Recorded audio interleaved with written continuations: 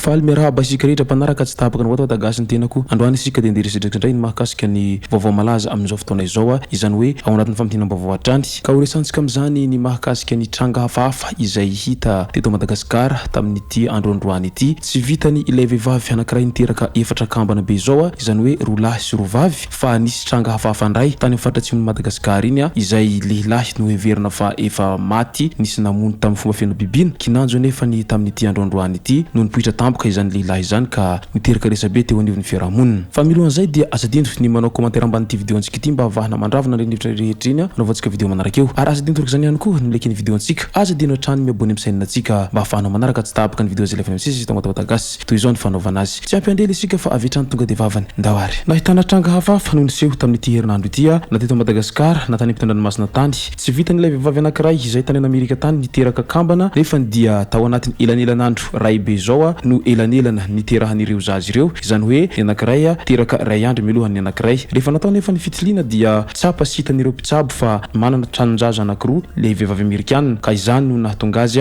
nanao an'izany fiterahana somary tamin'ny fomba hafahafa kely izany. Nateo aza izany fiterahana somary tamin'ny fomba hafahafa kely izany dia marina etona fa tsy misy ahina ny ain'ireo zaza sy ny renin'ilay zaza teraka kambana nefa tao anatiny elanelanandro ray be zao. Tsy ny tany Amerika ihany nefa nahitana an'izany tranga somary hafahafa kely teo amin'ny resaka fiterahana kambana izany, fa teto Madagasikara no tena nanaitra ny be sy ny maro satria kambana efatra be zao no nateraka ilay ramatoa, izany hoe roa lahy no roa vavy. Tao Anamatoa Morombe mo no nitrangany an'ity fiterahana somary hafahafa kely ity tamin'ny 4 Desambra 2024 lasa teo tamin'ny 2 ora tolakandro. Teraka Soamatsara ilay ramatoa mipetraka ao amin'ny Fokontany Anamatoa commune Ambokely district'ny Morombe ary kambana efatra ny zanany, izany hoe roa lahy sy roa vavy. Ka izay veto Watagasy dia miarahaba sahady an'ity ramatoa izay nahazo fahasoavana efatra indray mandeha be izao izay tsy mbola fahita firy raha ny fiterahana nisy hatramin'izay. Marina etona fa samby salama avokoa na ireo zaza na ny renin'ireo zaza ary tsy misy ahina ny amin'izy ireo. Iny ihany ny mahakasika an'ilay teraka kambana anankiefatra. Fandao indray raha horesantsika ny mahakasika ny tranga izay hafahafa tokoa tany amin'iny faritry ny Sakaraha iny tamin'ity andro androany ity. Nipoitra tampoka ilay tovolahy voalaza fa nisy namono tamin'ny fomba feno bibina tamin'ny taona 2024.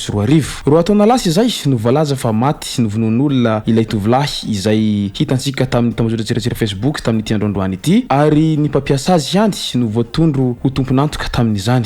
Nanaovana fety havorina ary nalevina tamin'ny fahasandrazany izy tamin'izany mba handre-piadanana ny taona 2024. Akora nefa nagagana sy naterany rehetra fa nipoitra tampoka ilay tovolahy voalaza fa maty tamin'ny 2024 izany tamin'ity herinandro ity mialohan'ny faran'ny taona 2024. Mbola mifono mistera araka izany sy ny zava-misy hatreto. Mametra-panontaniana ny mpanarabaovao hoe iza marina ilay tovolahy naleviny fianakaviana nandritra ny havoria izay fomba fanao any amin'ny faritra atsimo iny ve tsy mba nisy nahatsikaritra ve fa olon-kafa ny tao na ireo fianakaviana na ireo voalaza fa namono sa inona no tena zava-misy marina. Tena misy tokoa ve ilay olona impito maty araka ny fanontaniana mipetraka an-tsainy be sy ny maro ihany. Nilaza moa ity tovolahy ity fa nandeha nikaroka fanafody afaka manasitrana ny retina COVID-19 tany Anosibe no tsy nahitana azy araka ny fanampivao hatrany izay arantsika ito ihany no mety hotohiny. Misy moa ireo olona zay mpino kristianina milaza hoe sode mba ity ary ilay mesia vaovao satria raha tena nitsangako velona tokoa ny lehilahy tena hafahafa ihany mandinika an'izany. Ary raha ohatra ara tena izy tokoa ilay nalevina izay hitany be sy ny maro fa maty tamin'ny fomba feno bibina nefa ny roa taona tateorina dia iny fa velona indray, tena ohatrany mahalasa saina ihany raha mieritreritra an'izany fisehon-javatra izany. Sa ve tena misy tokoa ilay hoe mpito maty, ary raha tena misy marina izany mpito maty izany moa ve raha ohatra ka misy mamono fomba feno bibina na dia tapatapaka ara ny loha sy ny tanana dia mbola miverina ihany ary miverina amin'ny état normal ohatran'ny olombelona teo aloha ihany zany izy rehefa mitsangana. Raha izany no izy dia tena maro tokoa ny mistery amin'ity Madagasikara ity. Fa ito ampiandrasana ny tena vaovao marina moa isika mahakasika an'ity raharaha ity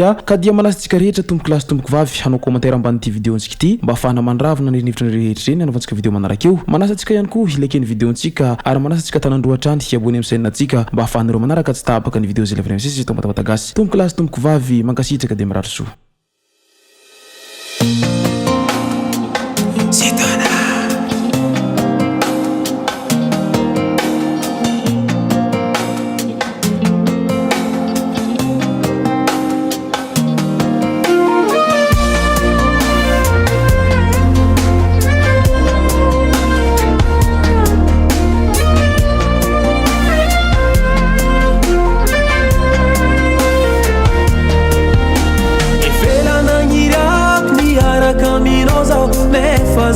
rose agnambarany agnaty fôto ragno mbola hely ziskatsika ziobe mitiavako anao tsy mio vomaika me mitôto sasany anao tsiny falovy aminao zaho tsiany fa mahery fitiavagna atolotro anao